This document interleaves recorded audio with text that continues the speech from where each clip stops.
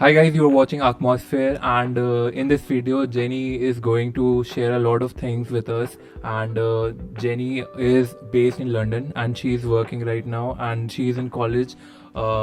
And he will like up to Jenny, so she is going to explain everything about her. And we connected to Instagram, and like we are going to share a lot of things. Like, this video has a great aim that will be portrayed by the end of the video. So do watch this video till the end. And now I'm inviting Jenny. So Jenny, what's up with you? Hi, thanks for such a lovely introduction.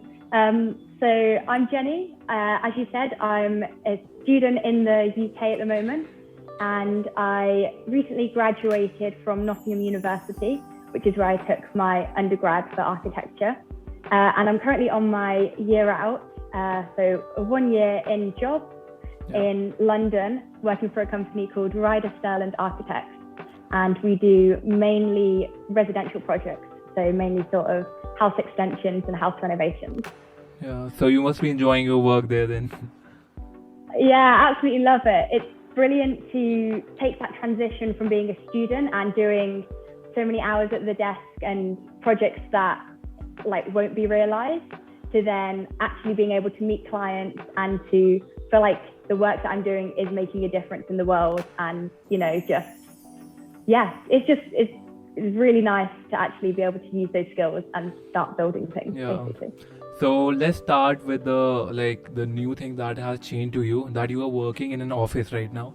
So what is the transition you must be feeling, that you were in an architecture college and now you are working in an architecture firm?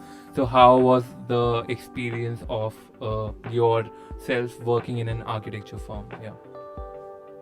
Yeah, so the jump was really quite, maybe not as big of a jump from university to work as I anticipated it to be, in terms of, I actually feel like the skill set that I gained from university put me in a really good position to get a job. But the process of being responsible for work is really, it's quite hard. I'm not sure that's the best, but like, I think when I'm now drawing plans and sections and elevations, it's an extra level of pressure, because I know that those have to be 100% accurate. Like, I can't just be like, oh, it's fine, the tutor's not going to notice if this line's not there. You know what I mean? Like, I definitely did that in my university project. But now in work, there's that responsibility to, you know, be a professional and make sure everything's done on time. If I've got a client meeting that's, you know, 2 p.m. on a Friday, my work has to be done by 2 p.m. on a Friday. You know, I can't go to a client meeting and be like, I don't have anything. So actually, I'm also going through the same phase. This is my internship semester, so I understand that working in an office and working in college is totally different, because there's a lot of deadlines and things that goes on. So I understand that. Yeah. So, absolutely. And how are you finding it in terms of like doing work at university and then doing work in the practice? Do you find it easier in the practice, or do you find it more like more constraints because you have more budgets and like you've got to actually listen to what the client wants instead of just doing whatever you want?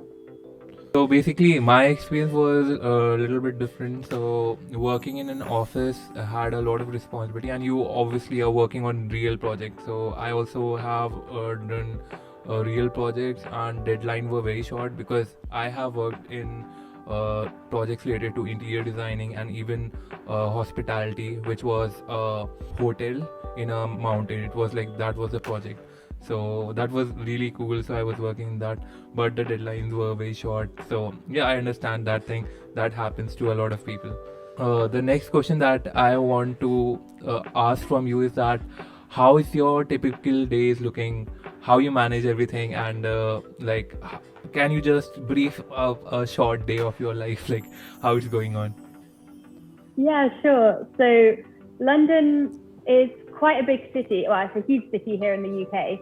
And so my journey into work is actually quite a long one. So it takes me an hour to get into work. And at the moment, the salary for a part one architect in London is reasonable, but it's quite low, and the tube system is quite expensive. So I tend to cycle into work. So I cycle for an hour, get into work, and then basically grab a coffee for the whole team. So we all sit down, have a coffee. And I tend to get briefed for the day's work by one of the directors of the company.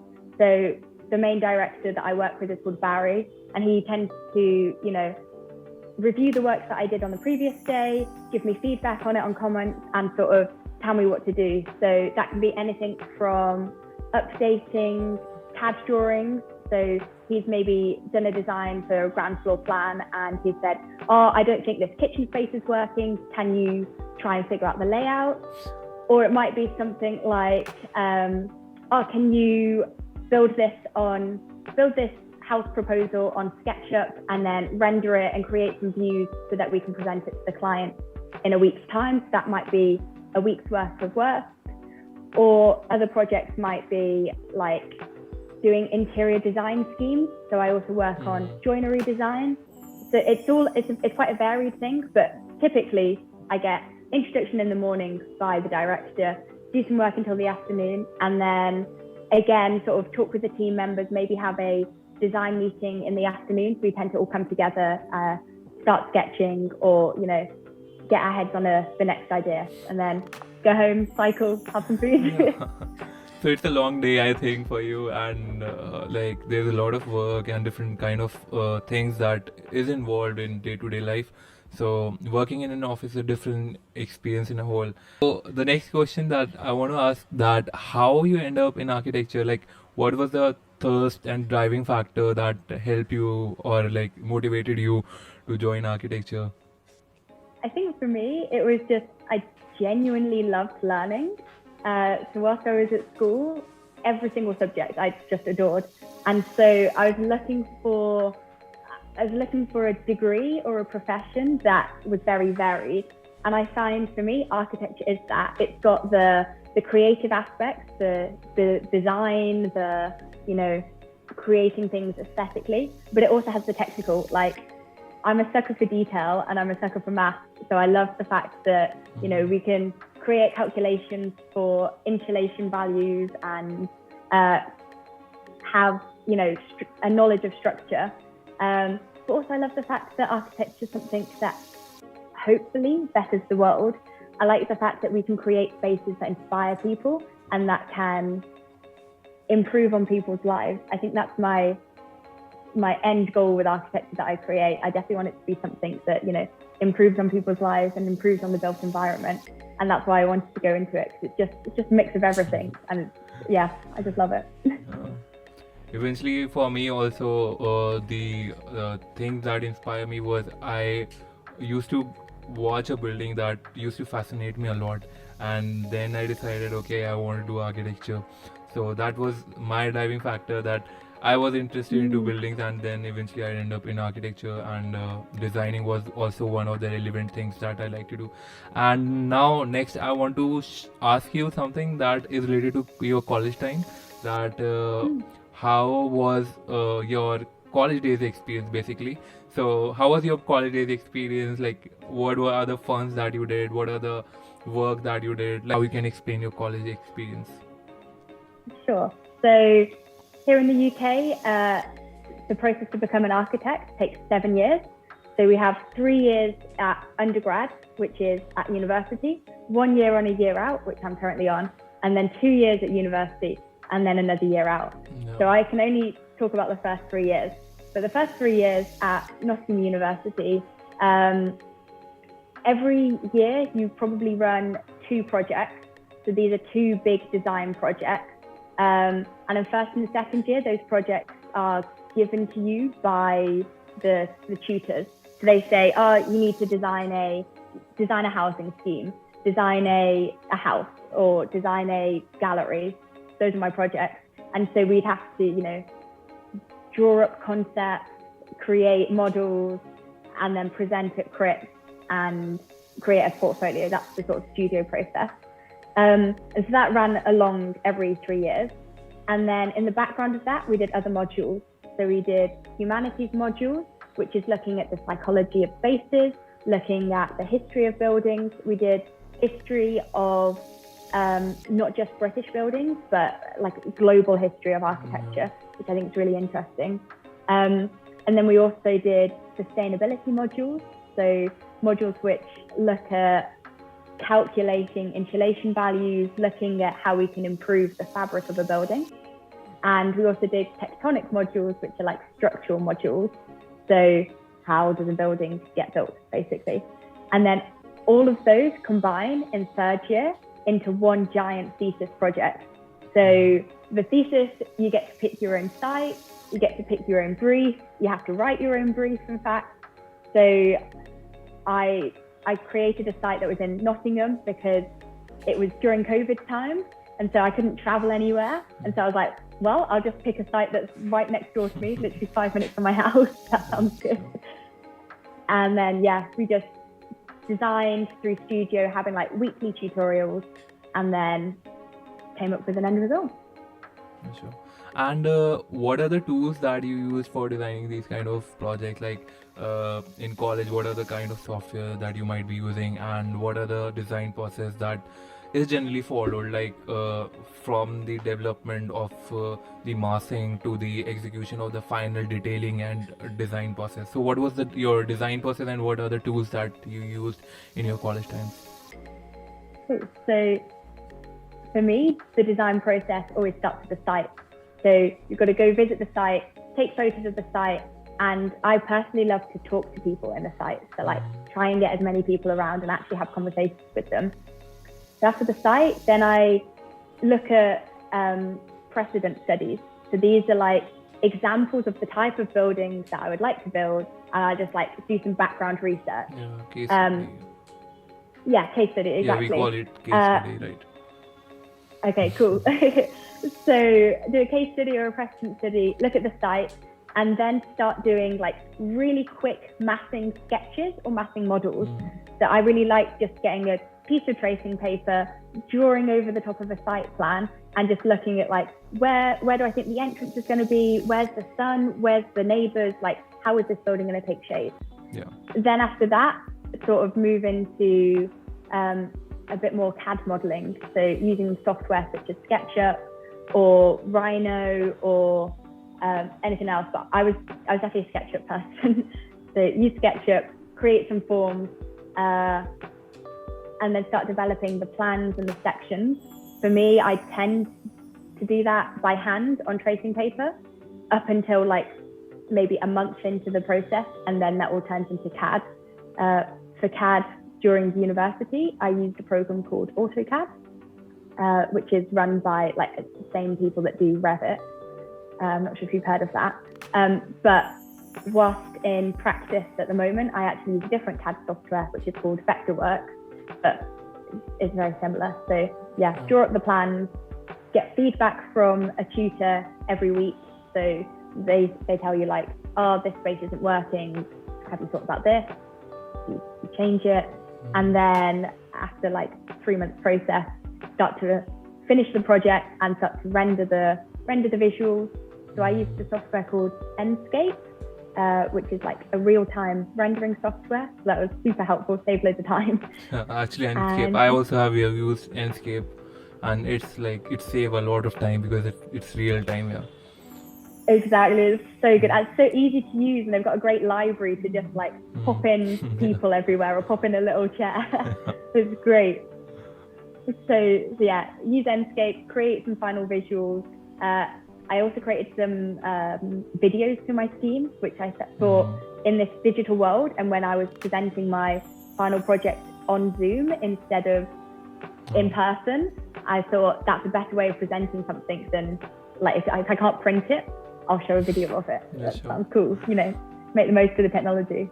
But yeah, presented it and had a project. That's it. Yeah. You also told me that you were selected, like you were nominated for RIBA. So can you tell our viewers about RIBA and how your thesis got selected, and even can you share your thesis with us? Yeah, sure. So I'll tell you a bit about it, and then I'll share my screen to show my project, if that's okay. Sure. Great. So RIBA in the UK is something which is optional for architects to join. So it's like a club for architects. But every year they run awards for people in university and also people in practice, so real architects. There's three, they do loads of awards, but there's three key awards, which are like Precedent Medal awards for students. And so there's the bronze medal, which is for somebody in part one, the silver medal for somebody in part two, and then there's the gold medal for like an architect. So as far as I'm aware, every university in the UK, and I think abroad as well, I'm not 100% on this, but most universities can nominate one or two people from the year to be put forward for this award. So it's like the best two people in the university, and then they go to a panel for the RIBA to look at. You have to like represent your whole portfolio, create a background document, and share it with the RIBA. So I think I was fortunate that my project seemed to score quite well. Oh, nice. And thank you. But also it's a project, I think it was quite relevant at the time. So my project was all about community. And whilst we were locked away in, isolation because of COVID, it's something that was quite relevant, like saying, oh, we should all get together, have community spaces again. So that's another thing with the RIBA medal. It has to be a project that is relevant.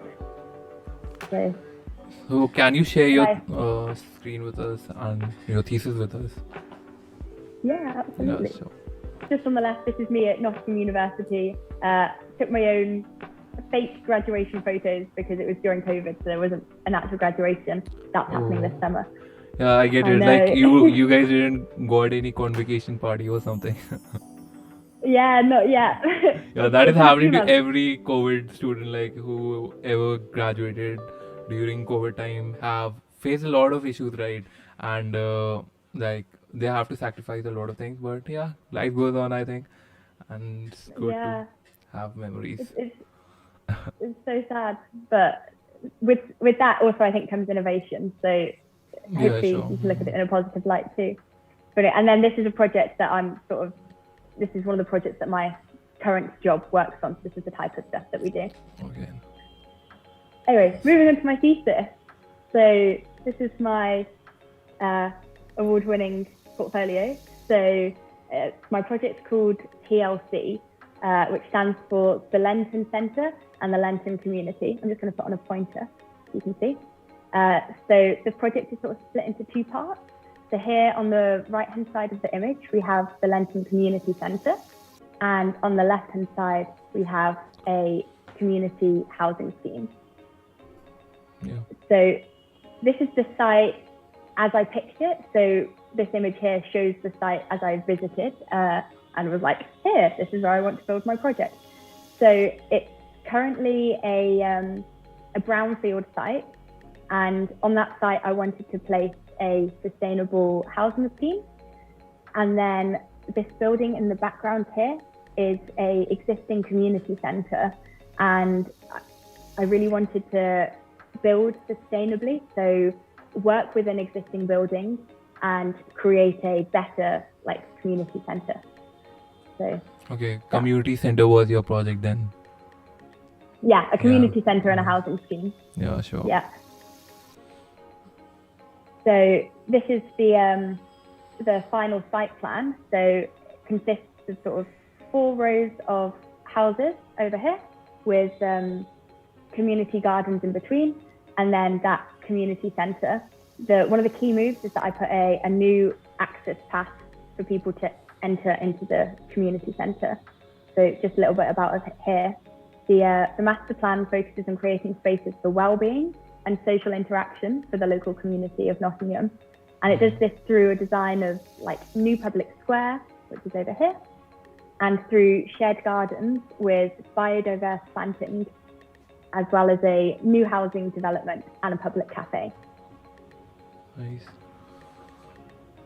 So this is my scheme as a little video running through from the the gardens between two sets of houses either side. So this is where the community can all meet together.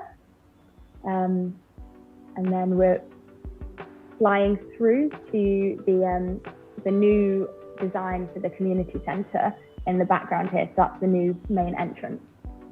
And then panning up so you can see the whole of the scheme as I proposed. And so for anybody interested, this is created using SketchUp and Enscape. So there's the only two softwares that's needed to create a video like this, but I think it's sort of quite good to share the scheme.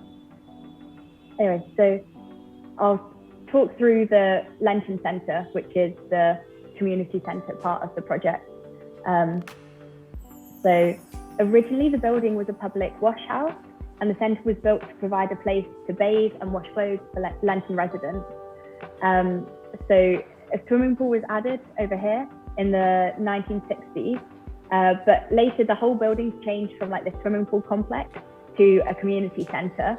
And so it's currently used as a community centre, but the spaces just don't work very well at all. So I basically redesigned the whole scheme to make it better for people to use. And so a big part of my design process, as I talked about before, is getting involved with the community. So during COVID, you could see we were all wearing masks, but met up with the people of the community centre and was like, great, tell me what works about the centre and tell me your ideas for the spaces. Like, if you had an unlimited budget, what would you do to make this centre better? So I made sure that it was working for people. So this is a little quote that one of the managers for the Lenton Centre said. So she said, "Jenny's respectfully redesigned the centre, which is a much loved and valuable resource for our community. And she worked closely with us throughout to address our diverse user needs by improving the layout and the acoustics and the lighting, but it still retains many of the original architectural features." I thought it was really nice of her to say. But yeah, so this shows the site as it is at the moment. So here's the community centre. And I think one of my big goals in this project was to design sustainably. I think that's super important to do today. And also to retain as much of the original building as possible, but to note which bits were like historically important and which bits were just like crappy extensions that were added on and so I could change. So one of my key concepts that drove the whole process is to retain as much of the original building, but to restore these architectural features that have been like lost over time. So here you can see a window that's been bricked up or a cobbled paving stone. And so the three diagrams here show the existing community centre, and then the areas in pink highlight the buildings that I thought were like, they had historic significance. So they were the oldest buildings in the complex. And then creating a new design as sensitively within that, I think not knocking those bits down. Yeah, the integration of the old building with the new building is like you have done it very amazingly. So that is really nice. Thank you very much. Thank you. I think it's great to be doing retrofit projects. It's a great new idea. Anyway, so this is also another video. I took this on as a drone shot. So this is at the centre of the. This is at the centre of the existing community centre, and my whole idea was to change the main entrance to the community centre from the front elevation to the side elevation, so you can see into this long axis of the building. So this is showing like taking it from this small like private, I would say, entrance, like it's a lovely building but it doesn't feel particularly public, and then instead opening up this whole long facade of the building, knocking down this really ugly brick wall and integrating this facade as the main entrance for the whole scheme. So how did I do this? I took the existing plan, which is over here, and color coded the key functions that were in here. So swimming pool, we've got a community hall over here, we've got a gym space and like the main entrance space. I then highlighted the areas of significant importance, like of historic importance, which are these areas in pink again. I was like, okay, can't knock down these things, but I want to simplify the plan. So I'll knock down all the bits in between.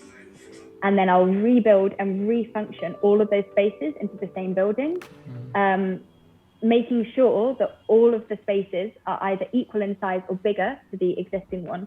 So here you can see this green square represents the existing community hall. And on the right-hand side, I've been able to just by knocking through that wall, I've made the space bigger. And by adding in this inner courtyard space, that community hall becomes so much more open to the new entrance on this side. So the whole idea was, to create bigger and better spaces for what the community centre currently has, and get rid of all these like tiny maze of a building that it is to, like, if you wanted to go to the swimming pool, you had to enter here, go through this really long and dark corridor, down some steps at the back into the change room, and then into the pool. It's like such a long process, whereas now you enter through this simple entrance and then through the change room and into the pool. It's like simplified. Yeah, that's how you simplify things. Yeah. So yeah, here's the final plan for the building. So we've got this new axis down the left-hand side as we see it on the page, and this like community square, swimming pool at the back, community hall over here, a courtyard space in the centre to provide light into all of those spaces.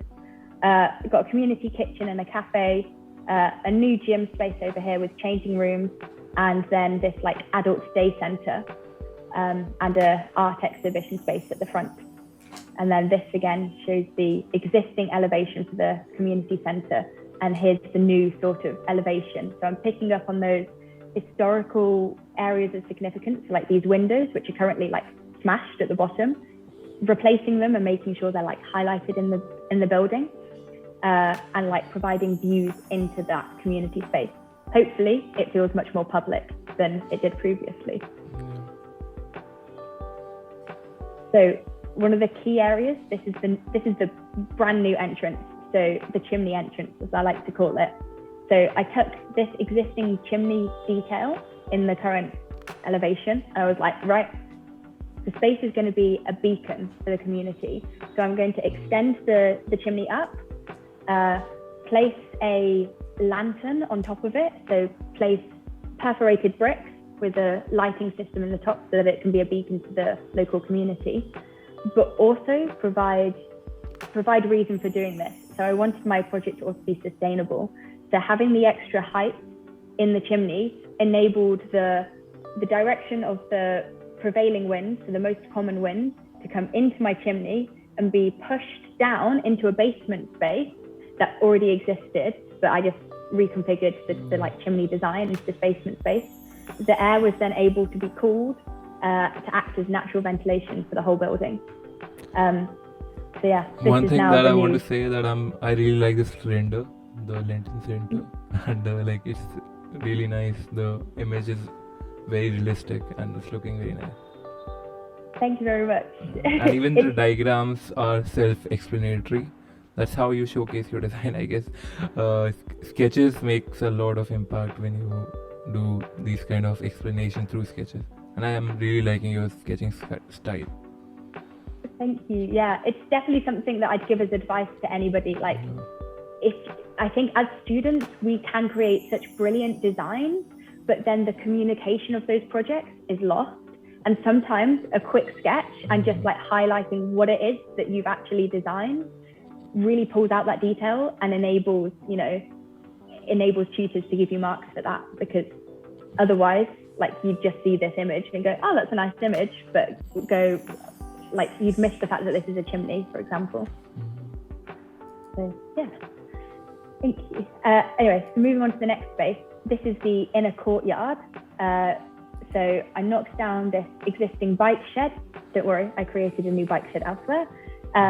And then created this view into the main hall space through this big window. So I did that to create light into the space and to also just create a sort of private garden for any of the community centre visitors to just like sit down, have some lunch in, have a moment of peace in the busyness of Nottingham city centre. The next space is looking at the entrance to the community cafe. So this is again, on the left-hand side, this is the existing condition of the building. So there's this concrete lintel, which supports the weight over a door. And although it's sort of ugly in its current state, my idea is like using these features and designing them to be better. So I kept that feature in, but extended it further out to provide signage for the door to the cafe. Made sure that there was a really large window to let light into the cafe, but also so that as a visitor, as you're walking past this public space, you can see into those spaces and just see people drinking coffee, you know, having a chat to invite you into that space. I integrated seating into the design so that you can also sit inside or outside to have your coffee. And then there's also planting at the bottom. And then these columns are like double height space for the entrance so that you can, you know, feel like you're in a grand space that's really designed for you. One of the spaces that I was really quite passionate about in my project was creating a space for a community hall. So this is their existing hall on the left, and I think it's just a very standard community hall. You know, it's quite basic and quite dated, but it's a hall that's really the heart of a whole community centre. So you have all the activities that go on in a hall, everything from like brownie and scout groups, so groups of young kids going to do activities in the evening. This is the community hall, which adapts between day and night. There's 2 different zones, and it also changes acoustically. Okay. So here's the details of designing that acoustically, so just technical details. And then another part of my theme is a swimming pool, which is sustainably heated by a biodigester. And so residents put food into biodigester, which then heats this the swimming pool. And then this is the final video through the theme. So we're walking from the outside into this newly renovated swimming pool reception area. We're looking up towards the biodigester, which heats the pool. And then we go into the theme so we can see the courtyard space, come down a set of steps, and into the changing room and the swimming pool at the end here. We enjoyed watching your thesis, and the blend of everything, the way you presented everything was really good. You were showing a lot of videos. Like, I have seen you have videos, you have sketches, you have really good renders. So the execution was done really good, and the thesis have a really good impact, I guess. So that's why I think you are nominated for RIBA. And like, next we are going to have another question, that is, how is the work life in UK? So if a person from India or from any country, any international student want to study in London or want to work in UK, how a person can get it done? Like, for example, I'm doing bachelor's here, and when I want to shift to UK, like, how I can get a job as an architect, or what I can do? Can you tell me about that? Yeah, sure. So if you're an international student and you want to become an architect in the UK, then you have to take a exam by the ARB. So ARB prescribed examinations. And so what you have to do is, once you've got part 1 or part 2 requirements, you basically obtain like equivalent qualifications by passing these exams in the UK. Yes. So for part 1, the exam process is that you have to complete a 3-year course. For a part 2 exam, you have to already have done a 3-year course and then also done 2 further years of study. And then that's basically the process. So it's a pre-exam. If your first language isn't English, then you have to do a valid like international language test. And then you have to do a application form, and examiners will basically make a judgment whether or not you're like qualified to be working here or studying here. So it's the ARB exams. Okay, so you have to qualify RIB exams, and then you like I can, or anyone from international student can work in UK or London, anywhere in UK, right? Yeah, exactly. You just have to pass those exams. Yeah, okay. So, Jenny, can you please tell us how you manage the living? Like you are living in a metropolitan city like London, so how you are managing everything, your work life, and you know that architects are paid less generally. So, how you are experiencing these kind of things? Just can you share this thing to us? How you manage Yeah, your of course. daily life? Sure. Yeah, the pay is definitely low as you're starting out. So here in the UK, there's like a set pay scale. So I'm very happy to share the scale. So it's like 21,000 to around 23 or 24,000. So I'm within that bracket. I think rent is about £1,000 a month in London. So it cuts in quite tight. There's not a lot of budget. But I think London's got a great like public transport system, so you can get around places quite quickly, and everybody, like so many people just qualify in London. So there's loads of friends around, we can all meet up, we all go to the park, and I think most practices as well are aware that they want to create like a really happy environment. It's quite a creative job environment, so they do things like free drink nights. Like every Friday my office brings in beer and we're all allowed a beer. So yeah, it's great. It's a good work-life balance, but it is a bit tight on money. So it's just like, I like cycling places, that saves money. I like sitting in the park, but also we do go out as well. And one more thing, like, what do you think that architects get paid well off in, like, as a profession, is in architecture a good career option if you are money oriented or something? So what do you think, like, how you balance these kind of things? I think as you're starting off, the pay it's not bad, but it's not amazing. There's plenty of jobs that have better pay. But I think if you set up your own practice, or if you work for one of the really big firms, so here in the UK, that's the AJ 100, you work for any of those huge firms, you're going to get paid more. So yeah, I think it's fair, but I think if you want the big money, then set up your own practice.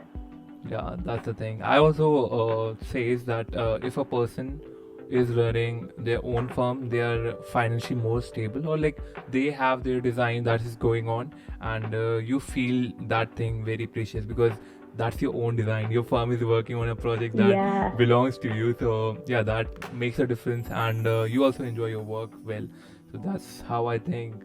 And Jenny, like, what will be the last advice that you want to give to our viewers, our students or architects, whoever is watching this? Like, what is your advice that you want to give? My best advice to students is to, work in a company that inspires you. So work doing projects that are like fulfilling and exciting. Yeah. And to also like make sure you do get that work-life balance. I think sometimes in architecture, there's too much of this culture, which is like work all the time, sleepless nights. And I think in practice, that lessens a little bit because you are working in an office. There's set like start and end times normally. Sometimes that does change. But yeah, definitely try and make the most of your life, make the most of your time being young, but have ambition. If you want to set up that practice, learn about it, watch YouTube videos, watch podcasts, and then go do it. You can do it. Joining us and sharing a lot of experience that you had, and you had an amazing experience and amazing thesis. So by this video, a person will definitely learn a lot. And thank you so much for joining me. Thank you very much for having me. It's been lovely. Yeah.